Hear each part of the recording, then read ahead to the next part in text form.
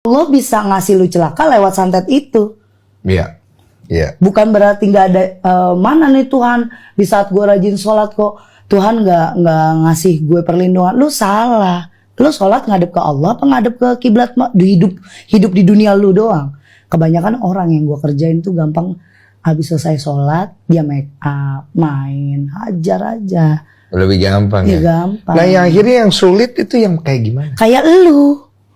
Kenapa jadi kayak gue?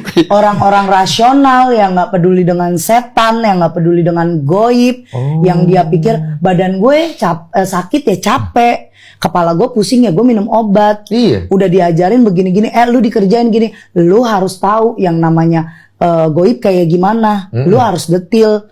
Goib kalau bisa detil, gue kagak jadi dukun santet bang. Bener. Ada bukunya nanti penanganan santet secara ilmiah rumusnya gitu. Nah orang-orang yang kayak lu yang bikin bete dukun. Karena apa? Nanti si pasiennya ini tersangkanya ini nanya, mbah, kok lu gak bisa nih bikin dia frustasi apa sakit atau gimana? Ya gue mau jawab apa? Lu rasional, setan gue juga bete lah. Masa lu gak bisa pengaruhi rasionalnya dia? Ada batasannya, ada tahapnya. Kayak gimana? Sampai bertahun-tahun. Karena sekarang gue ngobatin orang itu ada yang kayak lo bang, rasionalnya tinggi. 5 tahun dia baru sadar, iya ternyata gue ini tuh dikerjain non medis. Karena dia udah medis bertahun-tahun, gak ada hasilnya sama sekali. Akhirnya dia mau buka pikiran, dia mau buka hati kalau kita berdampingan dengan goib.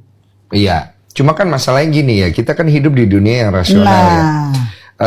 Nggak semua orang itu kan percaya langsung. Ya. Dan kalau kita percaya juga takutnya kita percaya karena kita nggak ngerti, kita salah percaya. Orang yang percaya banget juga nggak boleh karena takut mentalnya jatuh. Yeah. Orang yang terlalu nggak percaya banget itu juga nggak boleh karena Tuhan itu kan goib. Betul. Nah sekarang waktu lu menjalani proses penyantetan dan perdukunan ini, agama lu apa? Islam lah. Oh, ya, masa lu nyantet orang gitu? Ya iya. Ya iya lagi. Gini, karena saat itu gue udah gak peduli agama gue apa, siapa gue, yang penting gue puas. Oke. Akhirnya berhasil nih banyak yang jadilah. Iya jadi. Berapa banyak orang nih yang akhirnya celaka nih? Ini gue gak demen banget jawab gini. Ratusan lah ada. Ada yang mati? Ada. Gede dosamu juga ya. Emang. Berapa banyak yang kira-kira mati? Yang parah banget 4, karena itu seketika. Mati seketika tuh gimana? Hari itu dikerjain, malam harus mati. Ya udah gue kerjain langsung mati. Matinya itu bisa, lu bisa bikin itu. Sebenarnya kalau gue bilang nggak bisa. Tapi saat itu gue selalu dapat keberuntungan. Kenapa gue mau tobat? Pasien-pasien yang lagi gue kerjain ini, korban-korban ini lagi sakit juga.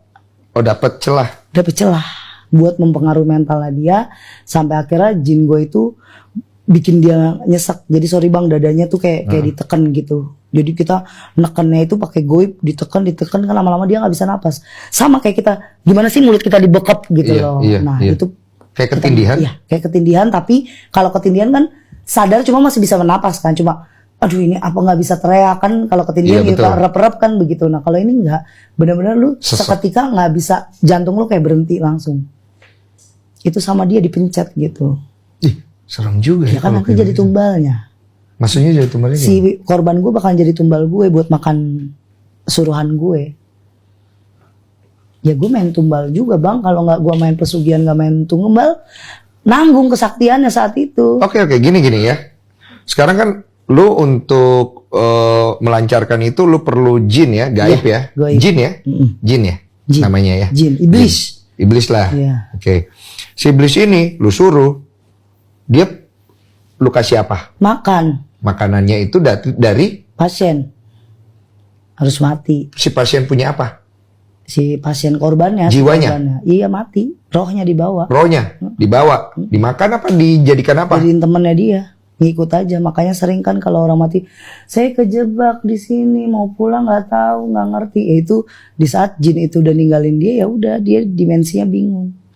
Oh gitu. Jadi kalau dia dibawa kayak gitu, si jin ini apa keuntungannya bawa si itu? Ya mana gue tahu bang, kan gue nggak temenan juga lama sama jin. Dia nggak cerita banyak sama gue, yang penting dia minta doang. Dia nggak curhat? Enggak, belum curhat bang. Ntar gue ajak ke sini.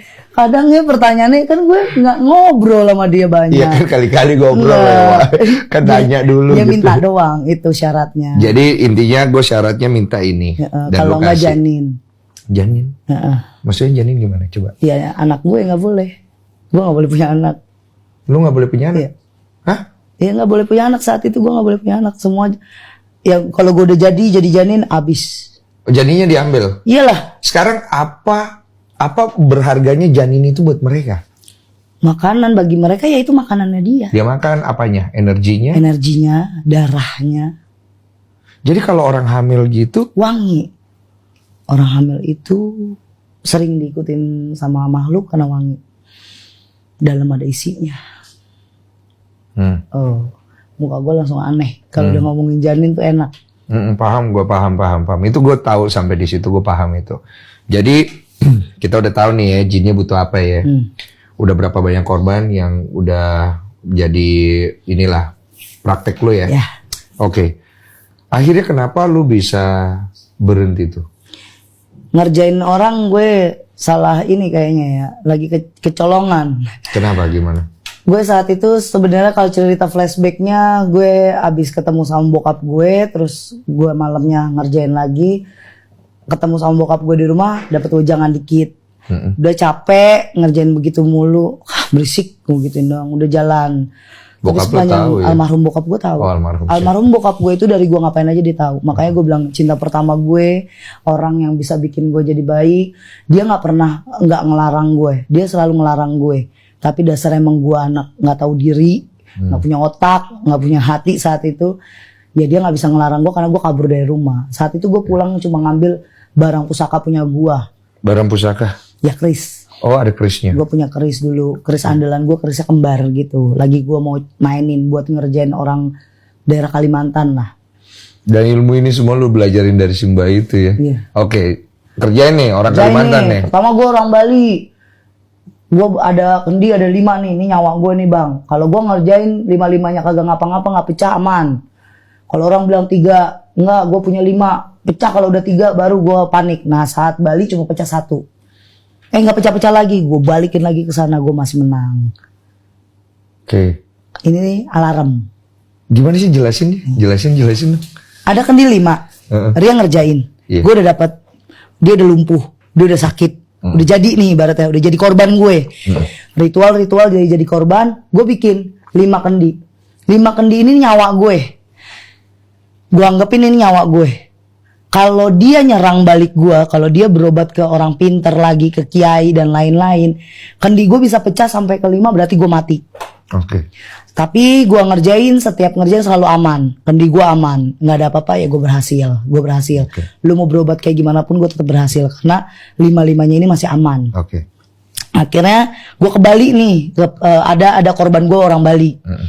Pecah gue kendi 1, panik dong. Seumur umur gue baru kendi pecah 1. Gue tanganin, gue lempar lagi buhul tuh ya isian kerjaan itu isinya kain kafan. Ada tanah kuburan, ada silet, ada bayi tikus segede gini, terus kalajengking dan segala macem dah tuh gue lempar buhul lewat bola api. Udah kerjain lagi aman 5. Kerjain nih orang Kalimantan. Oh Bali beres. Ngerjain baru nih pasien baru. 3 hari aman. OTW seminggu. Ini yang Kalimantan. Ya, ini 3 hari aman nih. OTW seminggu. Gue ngerokok lah di depan. Kan belum ritual. Belum pakai baju dinas gue kan